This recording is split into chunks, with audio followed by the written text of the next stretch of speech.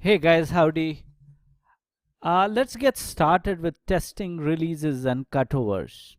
So, the rolling update feature can work well for a simple blue green deployment scenario. However, in the real world, blue green deployment with a stack of multiple applications, there can be a variety of interdependencies that require in depth testing.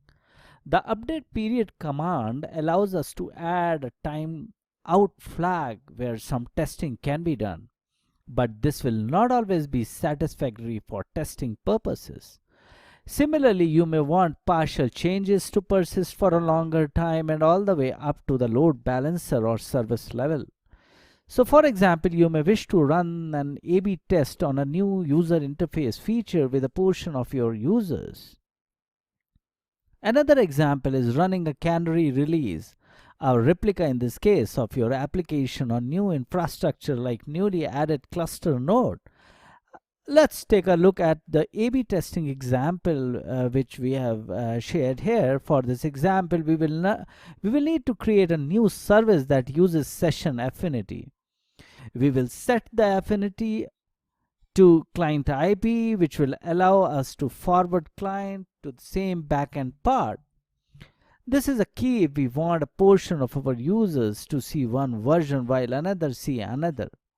Now you can see the program or the code here on the screen. Now create this service as usual with the create command as follows, which you can see here. This will create a service that will point to our pods running both versions 0.2 and 0.3 of the application. Next, we will create the two RCs that create two replicas of the application. One set will have a version 0.2 of the application and the other will have a version 0.3 as shown here below. You can see this. Okay, and this particular code is pod A controller YAML, and the second one is again pod B controller YAML. So note that we have the same service level so that the replica will also be added to the service pool based on this selector. We also have the liveness probe and readiness probe defined to make sure that our new version is working as expected. Again, use the create command to spin up the controller, as you can see here.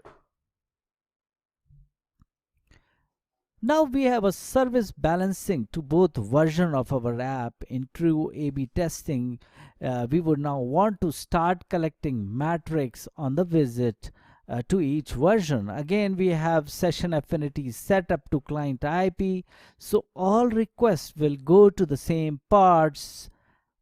Some users will see version 0.2 and some will see version 0.3. Now, just a footnote is because we have session affinity turned on, your test will likely show the same version every time. This is expected and you would need to attempt a connection from multiple IP addresses to see both users experiencing with each version. Now, since the versions are each on their own part, one can easily separate loggings and even add a logging container to the pod definition for a sidecar logging pattern.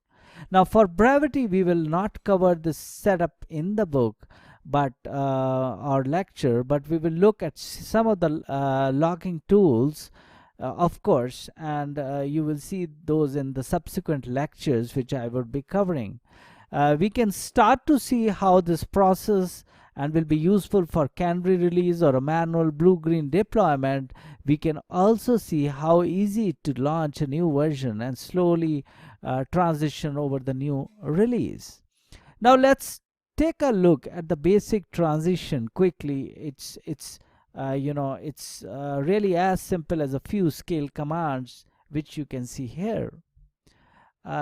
Just a footnote again, use the get pods command combined with -1 filter in between the scale command to watch the transition as it happens.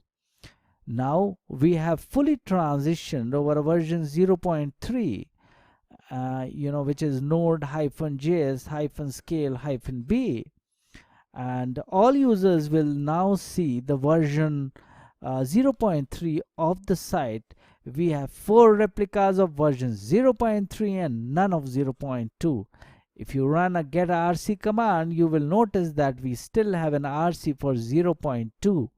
So as a final cleanup, we can remove that controller completely, using this command. And this we have discussed in depth earlier as well. Let me quickly move to the next subtitle, which is application auto scaling. A recent feature addition to Kubernetes is that of the horizontal pod autoscaler. This resource type is really useful as it gives us a way to automatically set thresholds for scaling our applications. Currently, that support is only for CPU, but there is an alpha support for custom application metrics as well. Now let's use the Node-JS scale replication controller from the beginning of the lesson and add an auto scaling component. Now before we start, let's make sure we are scaled back down to one replica using the command as mentioned here, which is kubectl scale replica 1 and jscale, which you can see here at the top. Now we can create a horizontal pod autoscaler with the following HPA definition, which you can see here. Yes. So this is a node-js-scale.hpa YML program, and we need to go ahead and create this with kubectl1 create-f command as well. Now we can list the HPAs and get a description as well, and the command would be as mentioned here. So we can also create auto scaling in the command line with kubectl1 auto scale command. The preceding YML looks like something like this. So this will show us an autoscaler on the node -js-scale. So replication controller with a target of CPU of 30%. So additionally, you will see the minimum pods is set up to 1 and maximum is 3. This you can see here. Okay, so let's also query our pods to see how many are running right now, and we would be using this command for the same. Let me quickly flip the screen. Yeah, we should see only node-js-scale pod because our HPA is showing 0% utilization. So we will need to generate some load. We will use the popular Boom application common in many container demos. The following listing, as you can see on the screen right now, will help us create continuous load until we can hit the CPU threshold for autoscaler. Now this is the code you can refer to. I mean, it is self-explanatory, so I'm not taking much time explaining the code itself. This is boomload.yml. Now use the kubectl1 create-f command with a listing, and then be ready to start monitoring the HPA. We can do this with kubectl1 get HPA command, which also we have used earlier. It may take a few moments, but we should start to see the current CPU utilization increase once it goes above 20% threshold. We said the autoscaler will kick in, as you can see here.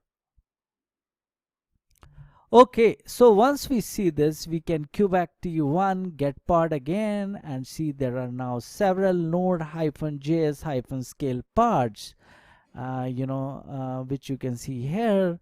We can clean up now by killing our load generation pod by using this command. So I think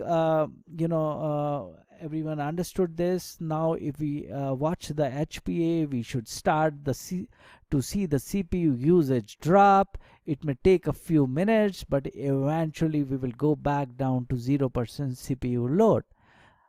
Okay, so with that, I'm taking a pause again, to move on to the next lecture. In the next lecture, we would be talking about few other interesting aspects related to it. Till then, thank you very much.